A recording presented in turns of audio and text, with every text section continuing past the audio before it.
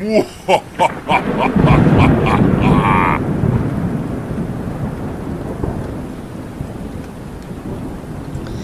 दोस्तों, आशा करता हूँ आप सब बहुत अच्छे होंगे। कहानी अच्छी लगे तो लाइक और सब्सक्राइब करिएगा और बेल आइकन पर ज़रूर प्रेस करिएगा। तो चलिए बढ़ते हैं आज की कहानी की ओर। घोर काली अंधियारी रात, दूर दूर तक रोशनी का बिंदु तक नज़र नहीं आ रहा। रात मानो काले सागर सी चारों ओर लहरा रही हो और उस पर साए साए करती हवा का शोर और शोर से खड़कते सूखे पत्ते बदन में कपकपी पैदा कर रहे थे। हर कदम पर खौफ और जान का खतरा बरकरार था। मन कोस रहा था उस पल को जब वह कॉल आया था कि जल्दी मुझसे मिलने आ जाओ, कुछ बहुत ज़रूरी बात बतानी है। उत्सुकता भी लालच से कम नहीं होती। हम निकल पड़ते हैं बिना सोचे समझे माजिया जानने के लिए आखिर माजरा क्या है। भले ही खोदो पहाड़ निकले चूहिया, पर हम तो ऐसे मशक्क़त करने लगते हैं जैसे किसी ने खजाने का पता बता दिया हो। पर आज यदि आकाशवाणी भी मुझसे कहे कि इस घने जंगल में खजाना गड़ा हुआ है, तो भी मैं कहूँगा कृपया खजाने की बजाय यहाँ से बाहर जाने का रास्ता बताएं। मन को स्थिर रखने के लिए हास्य, विनोद, तर्क वितर्क सब व्यर्थ लग रहे थे। बस एक रस से मन भर रहा था और वो है भयानक रस। जहन में डरावनी आवाज़ों का शोर सुनाई दे रहा था जो वास्तव में आ ही नहीं रही थी। मन जब भयभीत होता है तभी सारी भूतिया फिल्मों के सीन याद आने लगते हैं जो मन को और अधिक खौफजदा कर देते हैं। मैं अपनी उधेड़-बुन में बेतहाशा भागे जा रहा था, तभी मुझसे कुछ टकराया। मैं ज़ोर से चीख पड़ा। कुछ तो था, शायद कोई जानवर या फिर भूत।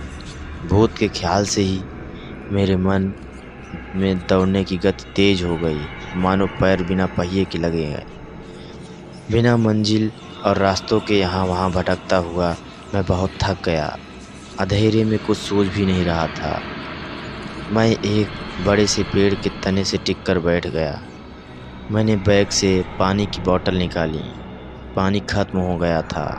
बोतल के पेंदे में चुल्लू भर पानी बचा होगा। विचार तो आया कि इसी में डूबकर मर जाना चाहिए। इस खतरनाक जंगल में भूतों के हाथे मरने से तो अच्छा यही उपाय है।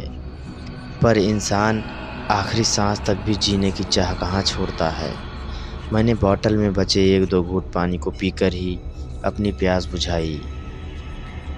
मोबाइल की बैटरी भी डाउन थी। पता होता ऐसी मुसीबत में फंस जाऊंगा तो कभी गाने नहीं सुनता। मोबाइल की मध्यम रोशनी में मुझे अपने सामने कुछ दिखा। लगा जैसे कोई उल्टा लटका है और जिसके बाल ज़मीन को छू रहे हैं। जान हलक में आ गई। मैंने कसकर अपनी आंखें मीच ली। भगवान को न मानने वाला मैं तेज़ आवाज़ में हनुमान चालीसा पढ़ने लगा। भूत पिशाच निकट नहीं आवे, महावीर जब नाम सुनावे। मन से सकारात्मक ऊर्जा का संचार हुआ और हिम्मत भी आ गई। मैंने आंखें खोली। मोबाइल की मध्यम रोशनी में सामने देखा तो बरगद की जड़ हवा में लहराती हुई दिखी। जान में जान आई। मैंने राहत की सांस ली।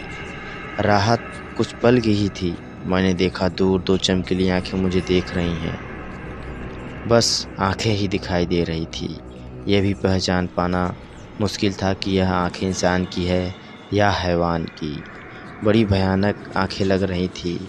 मैं पैर को सर पर रखकर वहाँ से भागा। अब बस आंखें ही दिखाई दे रही थी। ये भी पहचान पाना मुश्किल था कि आंखें इंसान की है या हैवान की। बड़ी भयानक आंखें लग रही थी। अब भी लग रहा था कि वह आंख मुझे ही घूर रही है। दौड़ते दौड़ते मैं एक कुएं के पास पहुंच गया। लगातार भागने के कारण प्यास से गला सूख गया था। कुएं में पानी है यह पता करने के लिए मैंने कुएं में पत्थर फेंक कर देखा। पत्थर के नीचे गिरते ही छपाक की आवाज़ आई। कुएं में पानी तो था पर पानी निकालने का साधन नहीं था। अमावस होने के कारण आसमान में चंद्रमा भी नहीं था कि जिसकी चांदनी में कुछ देख सकूं। मैंने कुएं की मेड़ के पास खड़ा होकर हाथ से टटोलकर बाल्टी या रस्सी ढूंढ रहा था।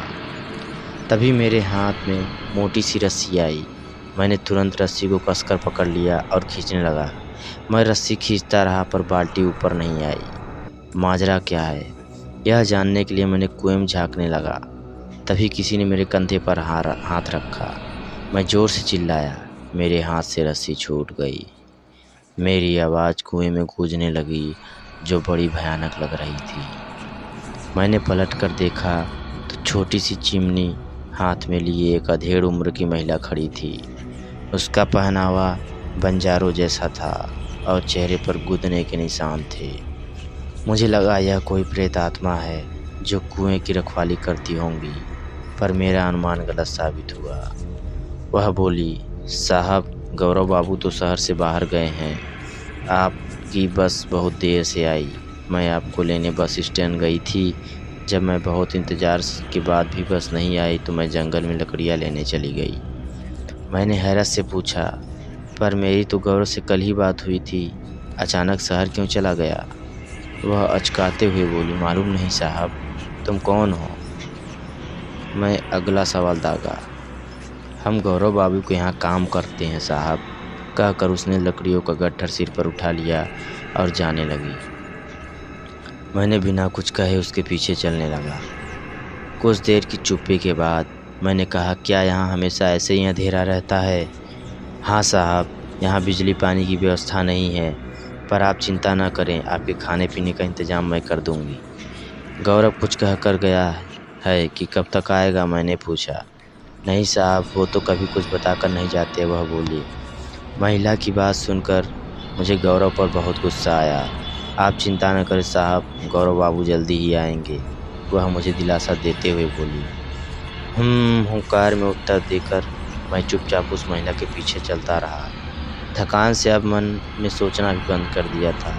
कुछ ही देर बाद हम एक जर्जर से मकान के सामने पहुंच गए।